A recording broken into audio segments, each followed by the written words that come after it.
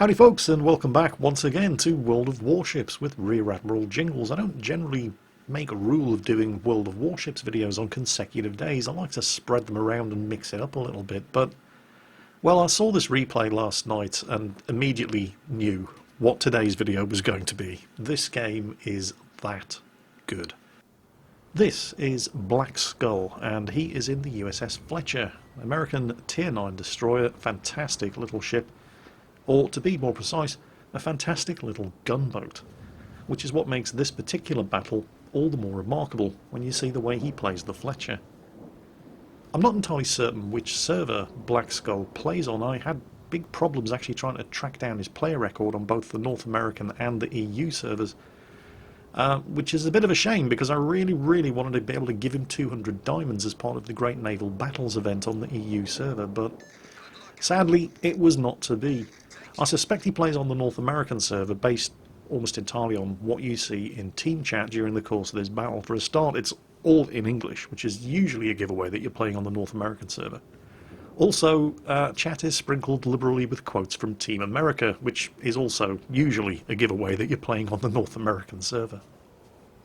The Fletchers were great ships. America commissioned 175 of these things during the course of World War II between 1942 and 1944, and they served well into the 1960s. They were named after 4-star Fleet Admiral Frank Friday Fletcher. He served in the US Navy between 1875 and 1919, fought at the Battle of Vera Cruz, and in World War I. By the end of his service, he'd been awarded the Navy Distinguished Conduct Medal and the Congressional Medal of Honor. What did he do to earn the Congressional Medal of Honor? Well, I've actually read the citation for his Congressional Medal of Honor, and it's nothing short of hilarious. Here's the thing. If you're a sergeant in the Army, for example, and you're going to be nominated for the Congressional Medal of Honor, you pretty much have to have all of your arms and legs shot off, be outnumbered 50-1, and still fight the enemy off firing a machine gun with your teeth. If you're an admiral, and you want to get nominated for the Congressional Medal of Honor, well, you pretty much just have to be in charge and get shot at a little bit. I'm not joking. Here's his Medal of Honor citation. For distinguished conduct in battle, engagements at Vera Cruz, 21-22 April 1914, under fire, Rear Admiral Fletcher was eminent and conspicuous in the performance of his duties, was senior officer present at Vera Cruz, and the landing and the operations of the landing force were carried out under his orders and his directions. So, he was in charge. In connection with these operations, he was at times on shore and under fire. That's it. So, be in charge, get shot at a little bit. Bingo! Medal of Honor. All you have to do is be an admiral. Anyway, back to the fight. He's just fired off his first 2 salvos of torpedoes at an enemy Izumo at a range of just under 8 kilometers. It's a bit ambitious thinking he's going to actually hit the Izumo at that kind of range. He's likely to be turning to avoid gunfire, but there's a nice tightly packed group of enemy ships over there, so if he doesn't hit the Izumo, he might hit something else. He has not been spotted. Surface detectability range on the Fletcher, 7.4 kilometers, but he's almost certainly going to have the concealment module and possibly the captain's skills as well, and he's been spotted, and it's a Minekazes. Normally you'd be panicking with an enemy destroyer popping up that close, but well, a Minekazes is not going to want to get into a gunfight with a Fletcher, so he's the one bugging out. Meanwhile, as predicted, the Izumo has turned well in advance of those torpedoes getting anywhere near him, but a Fubuki pops out of the smoke screen. Couldn't see the torpedoes because he was in a smoke screen. And there's First Blood, Devastating Strike, and the first 2 of the awards that Black Skull are going to pick up during the course of this battle. And as predicted, he's no longer detected because the Minekazes has bugged out. Japanese destroyers don't like getting into gunfights with American destroyers, so he's turned around and made himself scarce. Which of course means Black Skull can go back to just cruising backwards and forwards up and down this gap, waiting for his torpedoes to reload, keeping all these enemy battleships and cruisers spotted. He's actually locked onto the turrets right now, but due to various replay bugs we can't actually see it. But you can tell by his torpedo tracking indicator, and there they go. And he hasn't even fired 1 shot from his 5-inch guns yet, which is what makes this quite unusual for a Fletcher replay. Who thinks he's going to get the turrets? Well, don't be too quick to judge. I know we make fun of battleship, oblivious battleship drivers here in World of Warships, but, well, the Izumo didn't turn because he knew there was a destroyer there, and he didn't turn because he saw the torpedoes. He turned because he was getting shot at by other battleships. I don't know, that looks pretty good. I think he's going to get the turpits. Yeah, he got the turpits. There's his second devastating strike and his second kill. Hasn't accounted for all of his torpedoes, though. Still got some torpedoes in the water, but they're probably going to run out of steam. Yeah, they have. Okay. So, turpits sailed in a straight line, chewed on 4 torpedoes.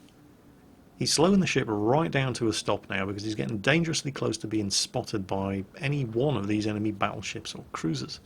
So we've got a Kutuzov, an Izumo. There's the Izumo. And there's the Montana. And he's still on full health. Surface detection range on the Fletcher, 7.4 kilometers. Assuming he doesn't, and he will, have the concealment module. And he may also have the captain crew skills that are further going to reduce his detection range.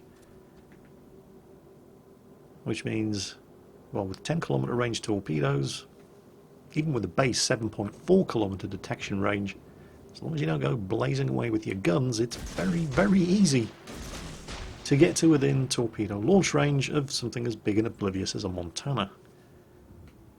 But these guys have to know. Oh, he's spotted because he fired his guns, but popped his smoke generators. So with the torpedoes in the water against the Montana, and now there is absolutely no excuse whatsoever if that Montana gets hit by any of his torpedoes. There they go. As he blazes away at the Izumo with his high explosive, I've actually taken charge of the camera here because he just ignored the Montana and he was concentrating on the Izumo. But watch those torpedoes over there. Look how long it takes them. Look how much time the Montana has to take action to avoid torpedoes fired by a destroyer that got spotted, and he has no excuse for not knowing was there. And 6 torpedoes.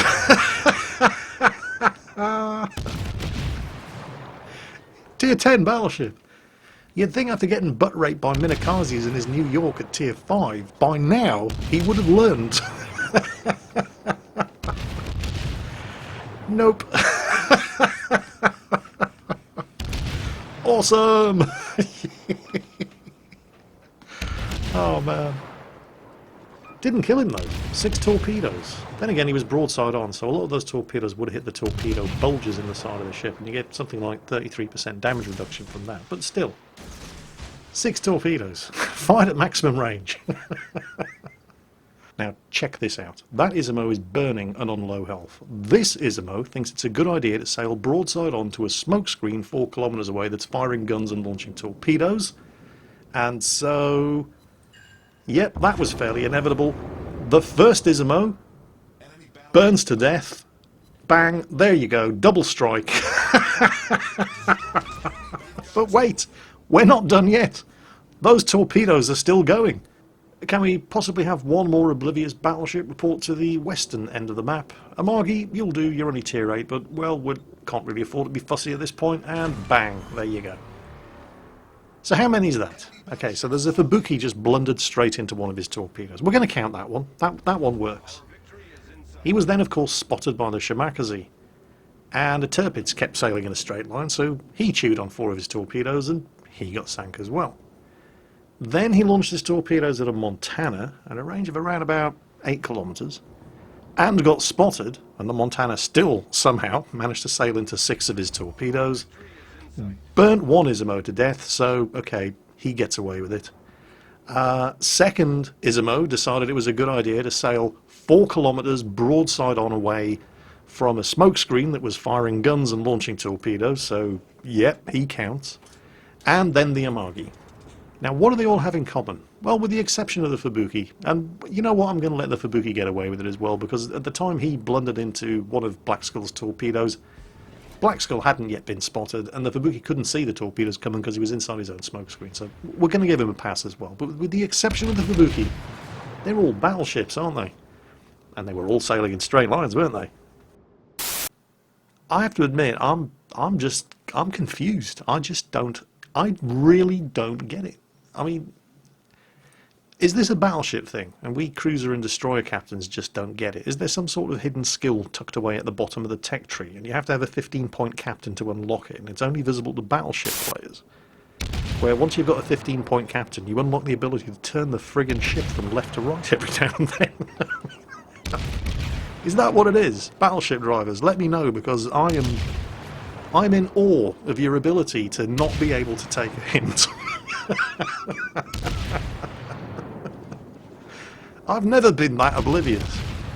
I mean, if we're going to be completely honest here, I'm not completely without guilt on this behalf myself. I've been in a cruiser or a destroyer, I've been fixated on a target that I'm engaged in a gunfight with.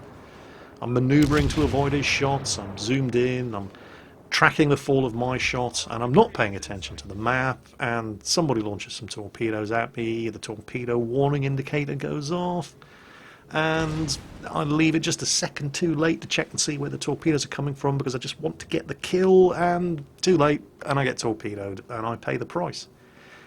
At the same time, however, my excuse is that I'm engaged in a furious close-range gunfight with another ship when I get torpedoed from an unexpected angle. None of these guys were. These guys have got 30 seconds between shots when they've got nothing better to do but pull the camera back, have a look around and see what's happening around them. And they're really, no.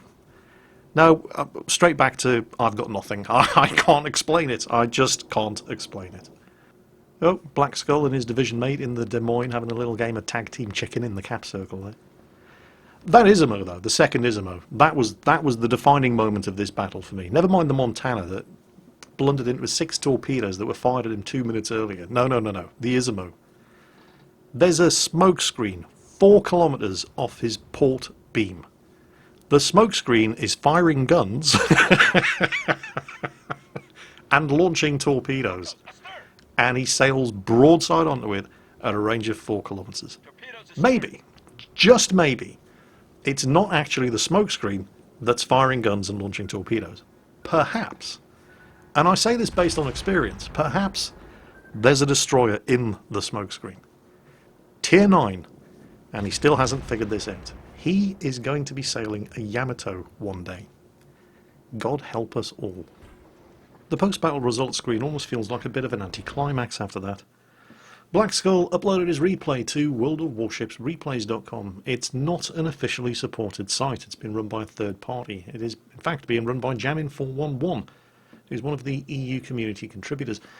If you want to upload your World of Warships replays to worldofwarshipsreplays.com, but for my attention, Jamin has very, very kindly set it up so that I will be able to browse replays that have been submitted especially for me. Just use the link in the video description. As for the battle results themselves, well, wow. I mean, what can I say? Look at that. Shocking. Black Skull got himself Confederate, First Blood, Kraken Unleashed for his 5 kills, 3 devastating strikes, high caliber, and a double strike. Confederate and high caliber alone in the same battle would have been impressive enough, but I think he's just showing off now. Thank you, thank you. I'd like to thank oblivious battleship captains everywhere, without whom this award would not have been possible. Look at the damage done, 240,000 in total. But what's important is that 213,000 of his damage total was scored by torpedoes, 16 torpedo hits, 15 of them against battleships. And he's in a Fletcher. It's a gunboat. That's the best part of it all. It's not like he's in some sneaky, super stealthy, torpedo wall, 15-kilometer range, super high-speed torpedo Japanese destroyer. No, he's in a gunboat.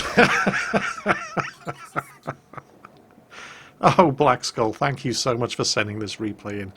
I was having a pretty shitty day until I saw this match, and I literally cried. I was laughing so much. So I can't thank you enough for sending this replay in, and I hope everybody else had a good laugh out of watching it as well.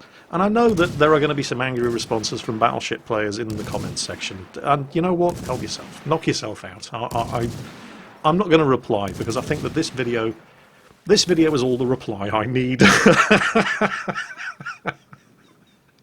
And I know you're not all idiots, but I'm just glad that so many of you are, because otherwise things will get very boring around here.